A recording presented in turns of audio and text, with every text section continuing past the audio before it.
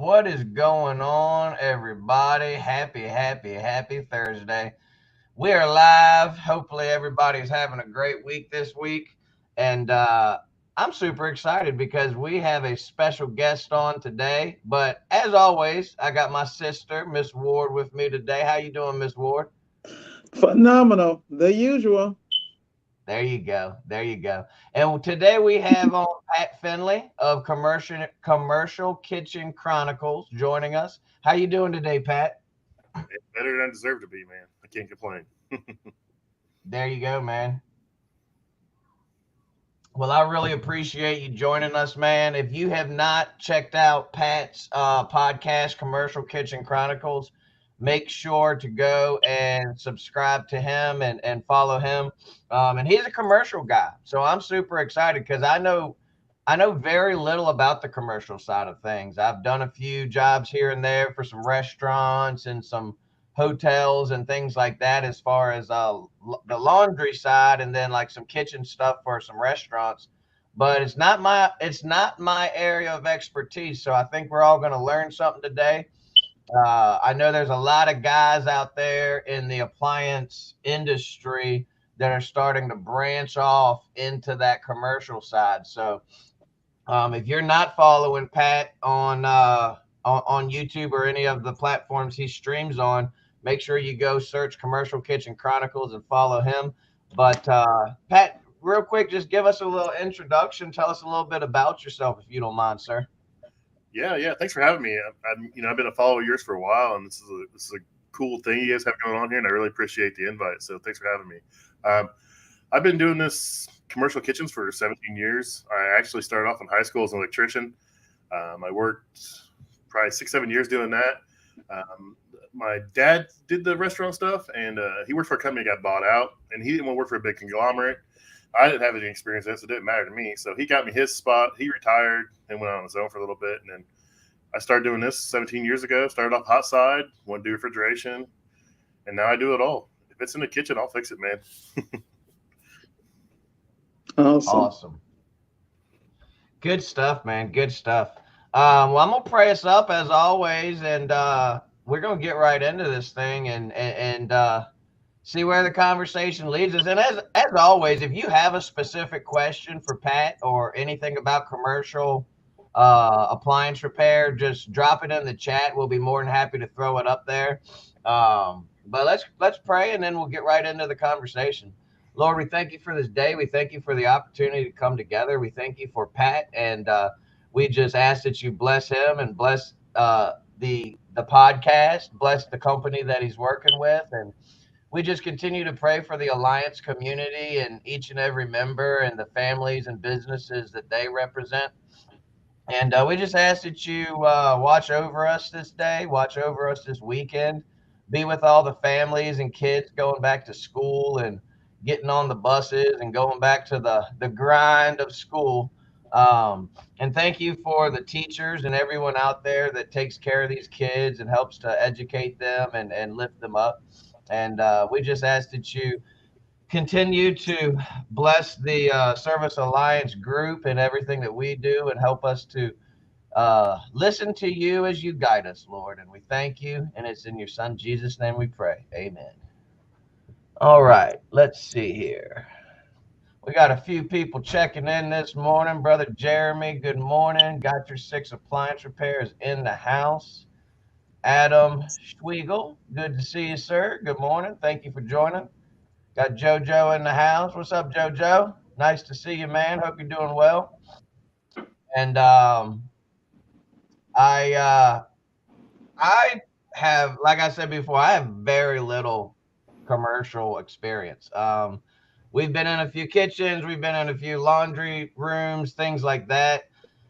But for me, I'm a residential guy. I work on everything that's in the house, but when it comes to the commercial stuff, that is not my area of expertise. One thing that I was curious with, and I'm sure Miss Ward's got some questions too, but one thing I was curious with is what do you see as the pros and cons of doing commercial? I mean, there's definitely pros to both, but from your experience, 17 years in the game, what's your viewpoint and what are the pros and cons of it?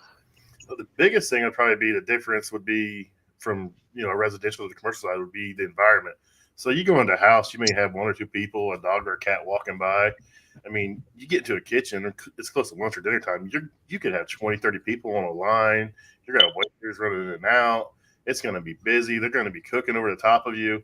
So that's probably the biggest con is just how busy it can get. I try to. I'm one of the early guys, so if I can get in a job at 6 in the morning and nobody's in there, I'll get in a job at 6 in the morning. Try to get the work done. But it's definitely the hardest part about it is just being able to work around a lot of people at one time. Yeah. That's actually exactly what I dealt with on one of my first commercial kitchen jobs. I went in there and it was like 11 something, and they were getting ready for lunch, and it was an Indian restaurant. And man, they were over there cooking and flames flying up, and there was like 15 people in this kitchen, and I'm over there, with this microwave. I was working on a commercial microwave and disassembling it, and it was really, for me, it was really kind of, I don't get uncomfortable, but I was a little bit uncomfortable, man. I was like, holy crap! Like, this dude's over here got the wok going with flames flying, and I'm like, holy moly! And I actually ended up taking the microwave with me back to the shop. And I actually had a microwave. I brought it to him. I was like, look, y'all use this one for now. I'm gonna take this one with me, and I'll bring it back. Yeah, So yeah. I know what you're saying on that one. Yeah, if it's a small appliance like that, if I can get in the back and work on it, I'll take it to the back. But sometimes, like you said, it's easier just to pull those microwaves off, especially if it's a 208-volt microwave and there's no one to plug it in the back. Um, we'll pull them and take them to the shop. I don't like working on microwaves on the line. We do a lot of there's speed ovens, so it's a microwave oven in one, and we do them for a lot of coffee shops have them and a lot of other places, and you have to work on the line, and sometimes it's just unbearable to work on them up there. So. But yeah, I've laid on the floor during lunch rush at a McDonald's out of McDonald's working on a fryer in the middle of lunch rush.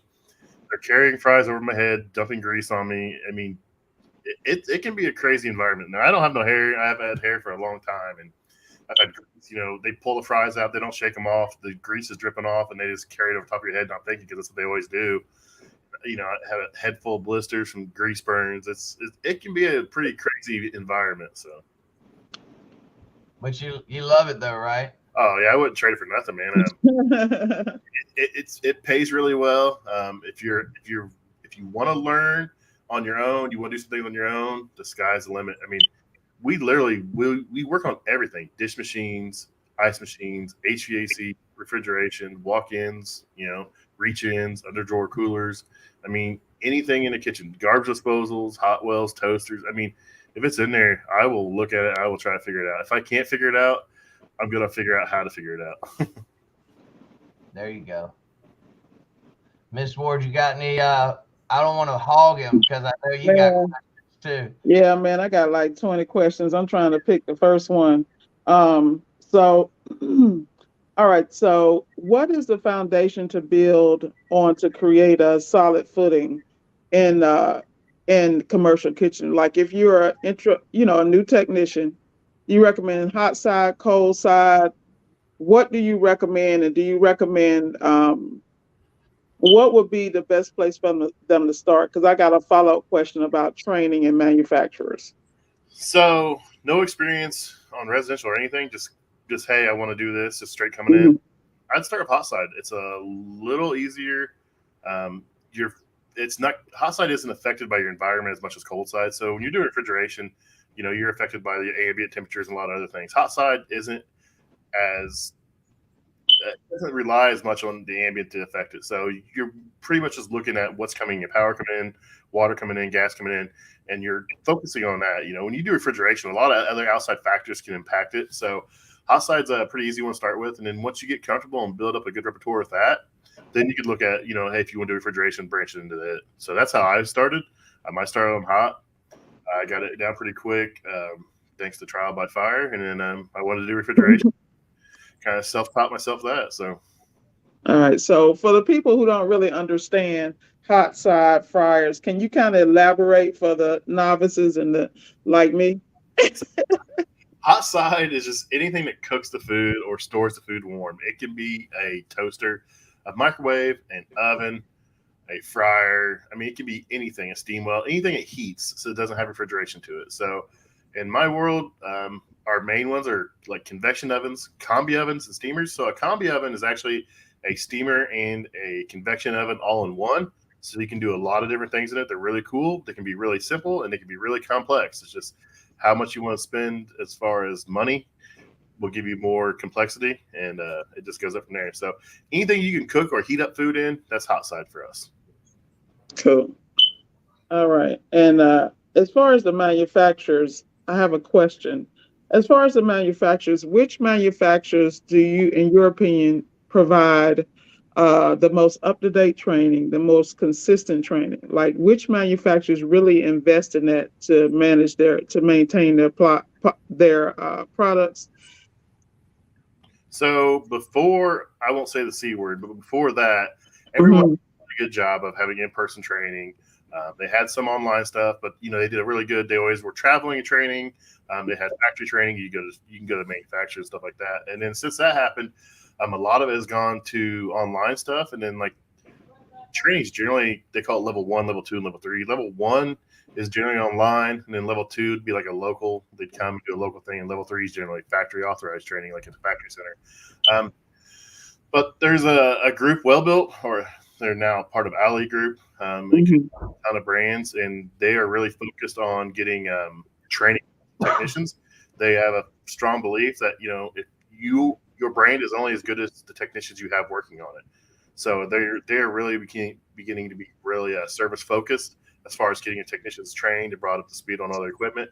Um, but yeah, I say anything with the Ali Group, and that includes Well Built. It's a ton of brands. I can't name them all to be honest.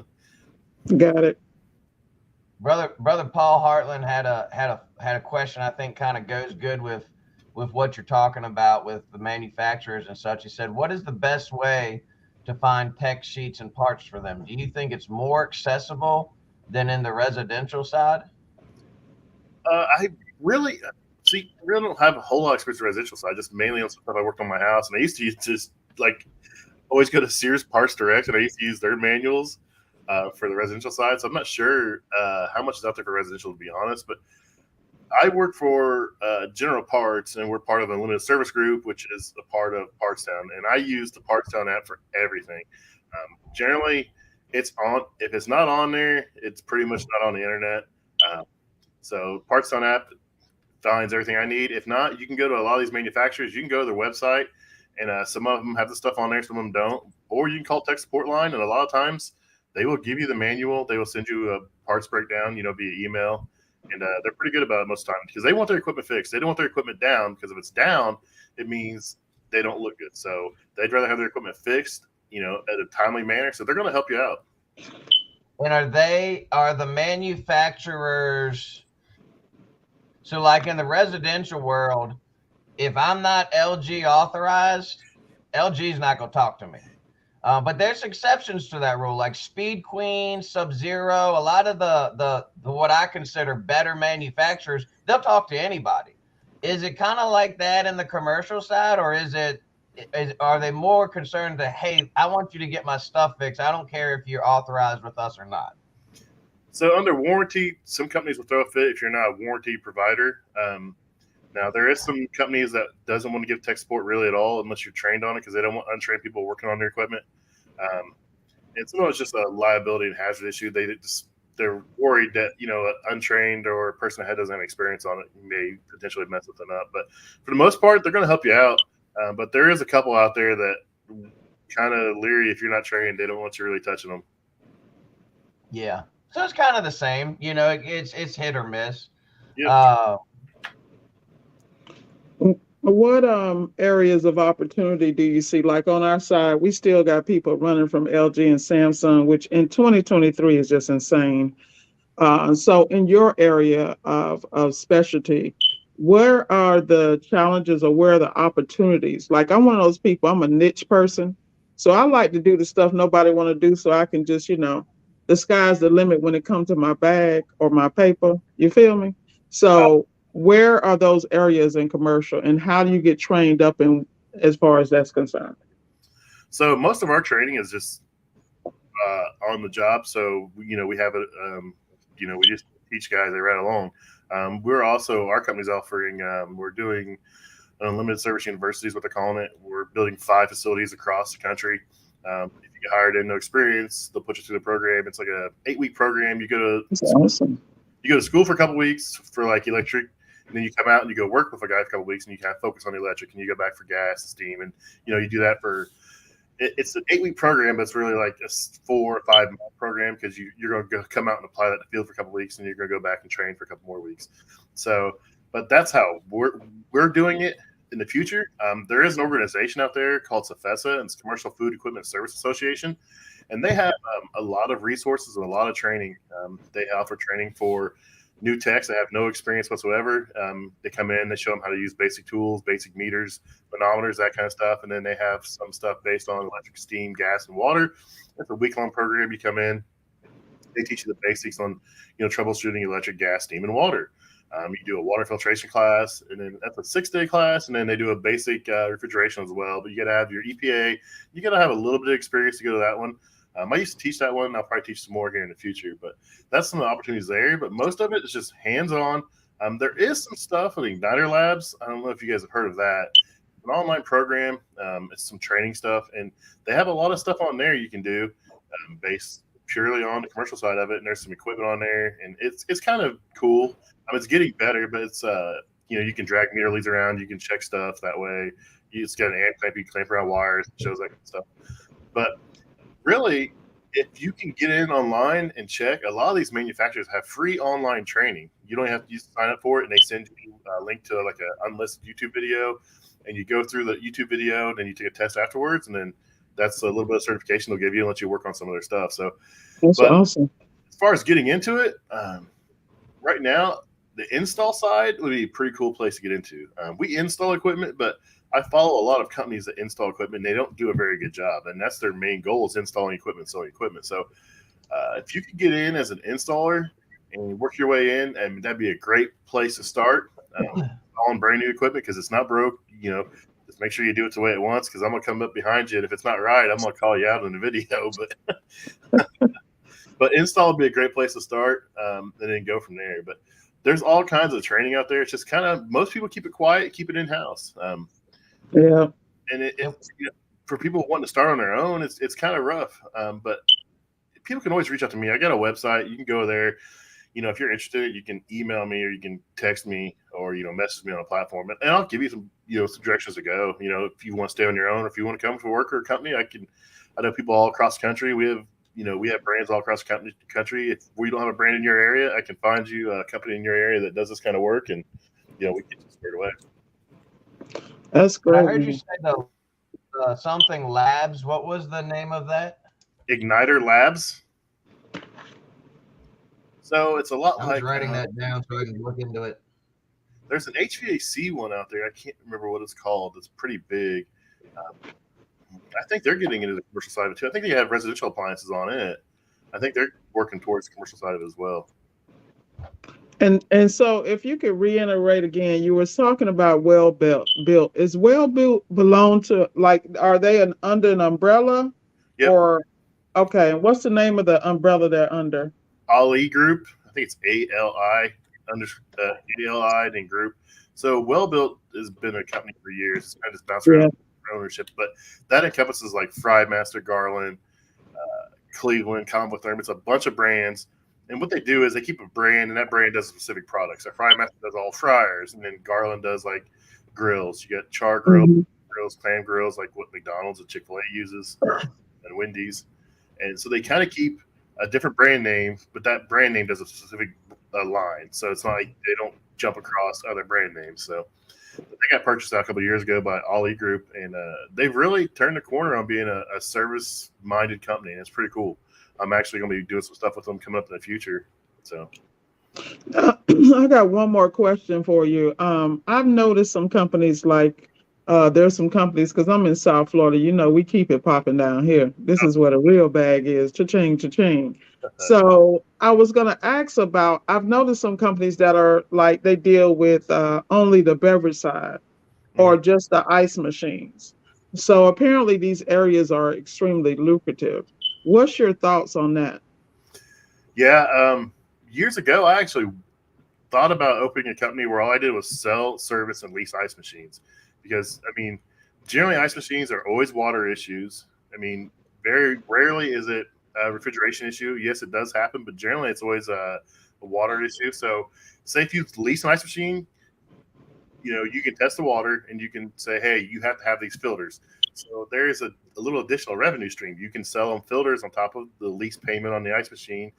You sell them a service thing unless the ice machine's been damaged by abuse or whatever, then you got to have the customer pay for it. But it's a pretty lucrative business, especially in South Florida with, everything going on down there in the fisheries and all kinds of stuff. You get Mhm. fortune down there. But that'd be a pretty cool little opportunity if you wanted to just focus on ice machines. If you get really good at it, it'd be a pretty good moneymaker. Yeah, That's I got a couple of friends that got some contracts where that's all they do is clean ice machines. I got one that sells beverage, and he does the filters. And now he just got a contract that Echo Lab used to have. You know how they go in and change the filters. So Yeah. he definitely getting the bag. Yeah, and you got to watch. I mean, just make sure the filtration's set for that type of machine, and you're good to go. That's the biggest issue. And, if you lease the machine, you can schedule the cleaning based on your area, and it's your machine at that point. It's how well you want to take care of it. Depends on how well it's going to run. But you want the customer to be happy, so you want to keep it nice and clean for the customer. And Yeah, I've heard of a couple companies, and basically all they do is go around to the hotels and maintain their ice machines. And you go into a hotel, you'll have an ice machine on either every floor or every other floor. And I don't know what they're getting per unit, but it's got to be decent. And these guys are making bank. So here's the plan, Miss Ward. When we retire, I'll come down to Florida, get this thing going, and we'll just ride around and clean ice machines all day. How's that Yeah. sound? Hey, I'm with you, bro. my son, real entrepreneurial spirit. He's 20, almost 21 years old. He's doing what I do, and he's like, oh, what do I want to do the next 5 years? He's talked about starting an install company where he installs equipment, and he just talked about the ice machine thing. So who knows what he's going to do? Right now he's working with me, and he's doing pretty good. So, but yeah, the ice machine thing is pretty lucrative, man. There's a company here in my area, and their name is literally Mr. Ice, and that's all they do. They lease, sell, and install and clean ice machines, service ice machines. That's all they do. Yeah. That's awesome, man. I mean, and you think about it, I can't say from experience, but from my experience on the residential side of it, there's not a lot to cleaning an ice machine. I mean, I don't know on the commercial side. Are you doing it? Are you still like using an actual? Are you pouring something in a cleaner in there and just putting it into a clean cycle, or is there more to it? I mean, sometimes when we go out on built-in ice machines, sometimes you got to break the machine down and actually do a deep scrub, depending on how neglected it is. But are the commercial ice machines kind of similar where you're putting an additive in and letting it run through a clean cycle? Yeah, so it's the same thing, except you got to think about it. Your ice machine at home may make a pound or 2 pounds of ice a day. This thing can make anywhere from 400 to 5,000 pounds of ice a day, depending on how big the machine is. So, you got to think of it's multiplying, the scale build up and everything else. So, it just depends on your water treatment you have coming in. So, what I like to do when I clean an ice machine is I like to go in and I start off, put it in clean mode. Instructions are on every door, every ice machine on how they want it cleaned. Make sure you use a cleaner approved for that machine because some of these have nickel plates, and if you use the wrong cleaner, it'll eat the nickel off the plates. And then if you've ever been in a restaurant and you see like little metal flakes, that's nickel coming off the ice machine from where someone cleaned it with the wrong cleaner. So you want to make sure you use the appropriate cleaner. I like to only use the cleaner that manufacturer makes. That way, if something happens to that ice machine in the future, you have receipts to show that you used approved cleaner on it, and you can't, the customer can't blame you for something happening to the ice machine plates. So that's something to look out for. But yep, you pretty much put it in a clean mode. I let the cleaner run and do its thing, and then I strip them. I pretty much strip them every time, and especially if it's not like a quarterly PM. If it's a quarterly PM, I only strip it twice a year. If it's a yearly PM or every 6 months, it's getting stripped every time. And that means just pulling the water tubes off, distribution tubes off, and you'll take them to the sink in the back. All these restaurants get these 3-bay sinks. You take them back there and you open them up and they're just chock full of limescale. You're beating them out of there. It looks like gravel in it. It's amazing how that limescale just builds up, and it's terrible. I've never cleaned a residential ice machine. I probably need to clean mine because it's sticking. Ice. Go in there, there's ice, and there's an ice cube jammed in there sideways in my Samsung refrigerator. So I probably need to clean it, but I don't know how. So I'd have to reach out to you, man. Well, if it's in your fridge, you don't need to clean it. But if you have a Samsung refrigerator with an ice maker issue, give me a call and we'll talk about it because they are notorious. But yeah, I wanted to touch on something, man. And this is something that I've thought about because my brain's always going in a million different directions.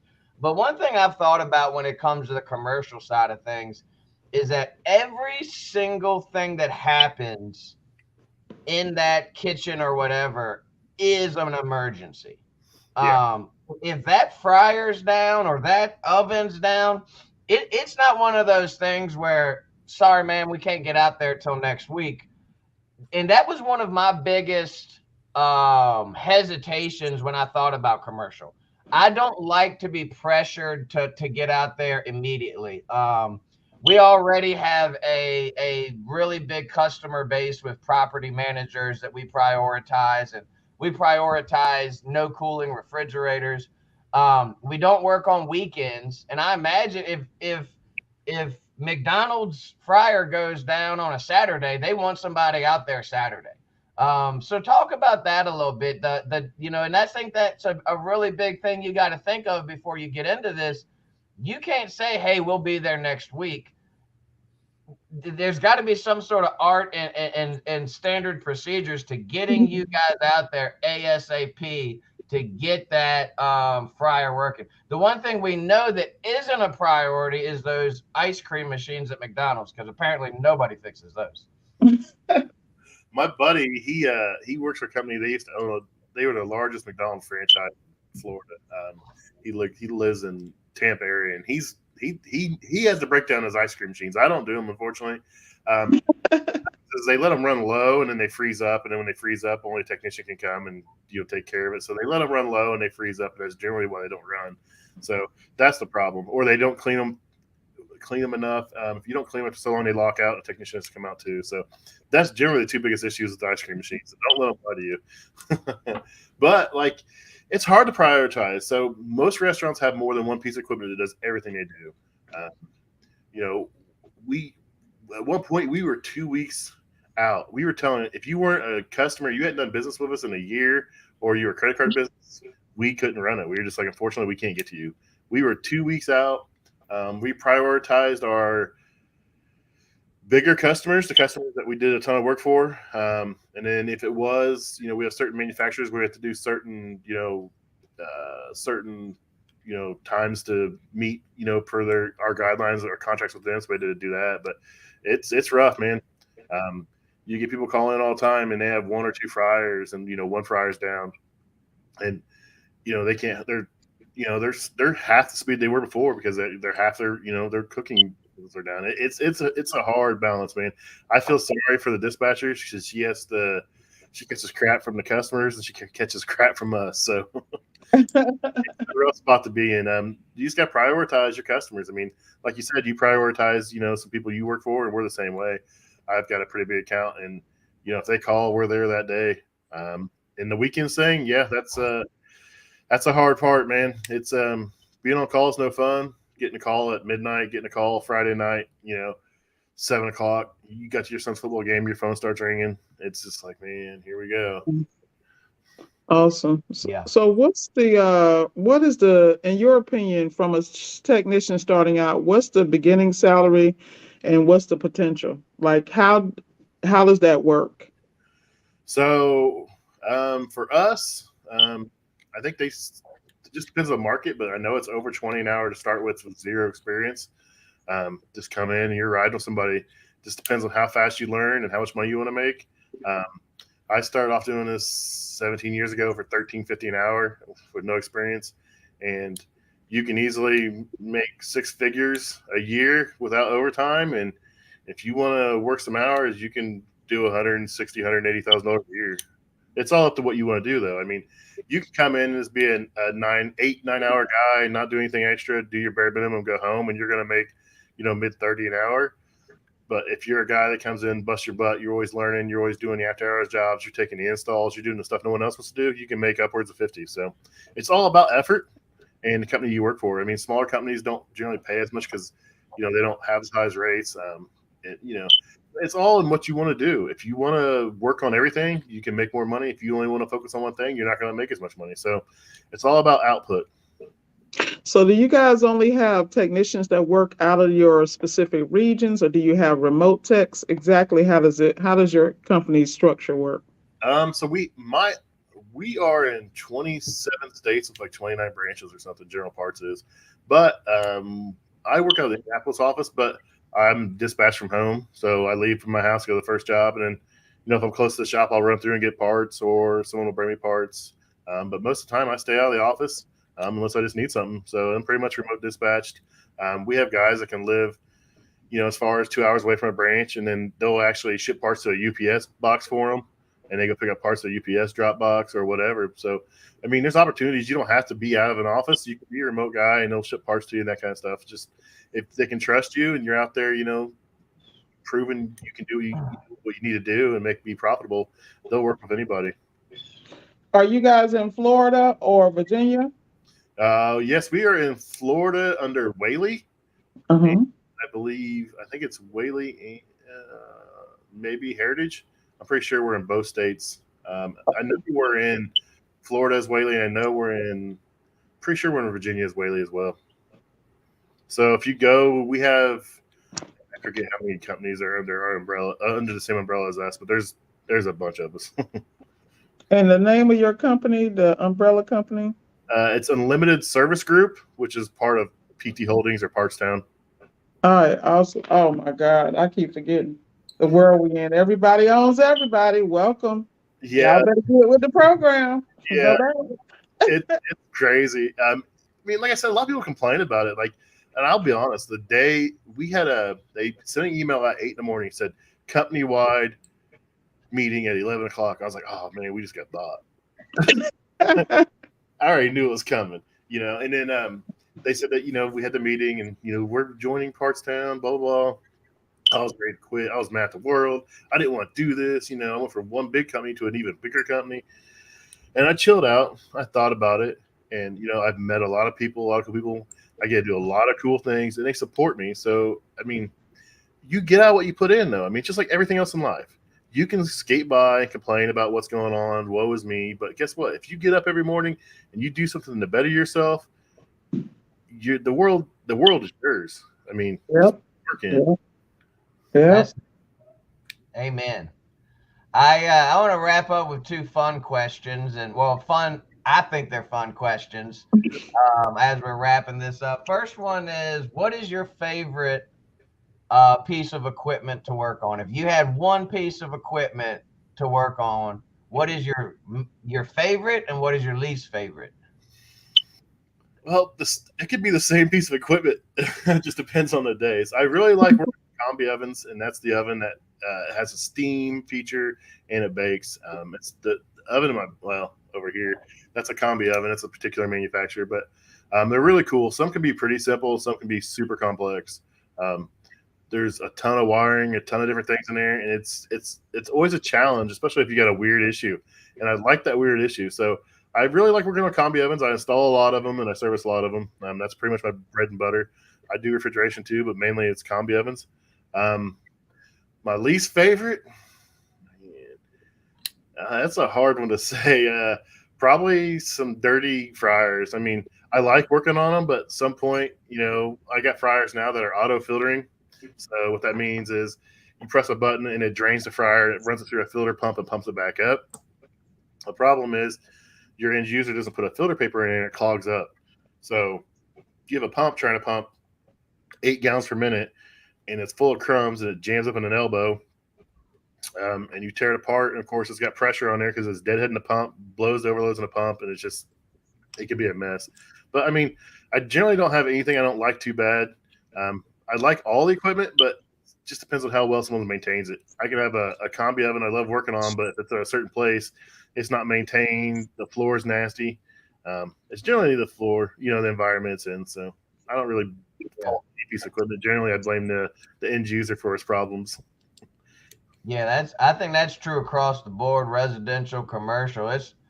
You can go in there and be working on your favorite unit ever, but if for me, if it's a nasty house, and I went in yesterday on a real basic top lint trap Whirlpool built dryer, and it was just, there was stuff everywhere. There's stuff beside the machine, on top of the machine. You go to pull it out, and it's like an avalanche of stuff behind it. So I think that's across the board. No matter where you're at, you can go in on your favorite unit to work on, but if the environment sucks, the environment sucks, and it's going to make the job worse. Yep. My last question, and then I'll hand it over to Miss Ward for anything she may have, is favorite tool. One or two, 1, 2, 3, whatever you want. What's your favorite tool? Your go-to, can't live without tool? My Knipex pliers. So I have a set of Cobras and I have a set of the pliers wrenches, and they are just my go-to. If I'm taking something apart, they are so comfortable in the hand. They don't slip. They're great tools. So anything Knipex makes is top notch. People are going to kill me for saying it like that. It's Knipex, but if you actually talk to the people over there, they say Knipex. But my Knipex pliers wrenches and my Cobra pliers, they save my day. They make my job easier every day. There you go. Mm-hmm. Or you got any closing thoughts or questions? Yeah, can you spell Knipex so people can look it up? Or it's Knipex. They make a full line of tools, but their wrenches are top notch. Yeah, you know how techs are. If we don't have clothes, we don't have food. We got tools. Oh yeah, I'm terrible.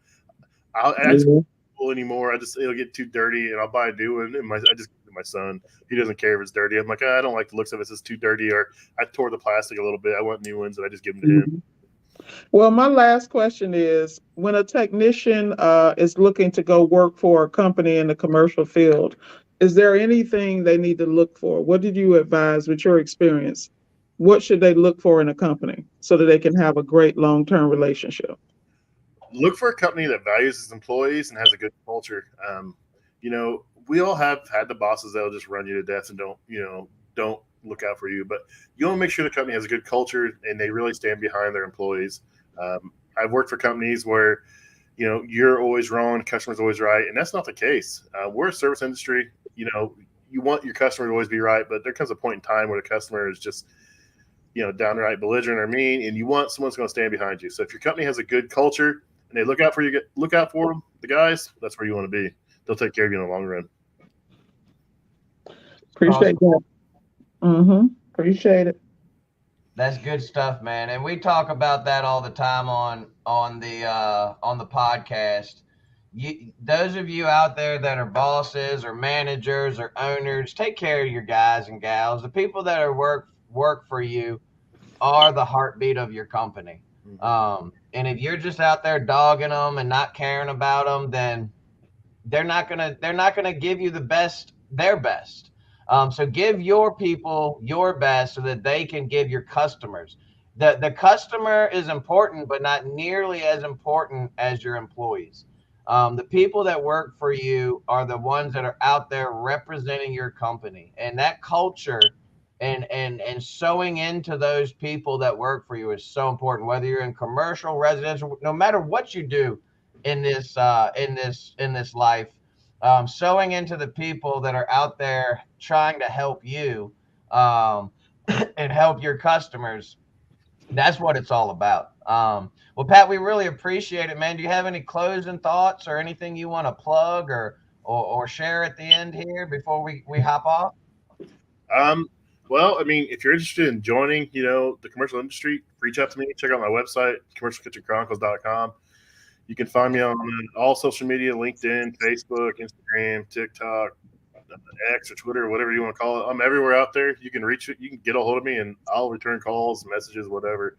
But if you want to join the commercial side, the sky's the limit.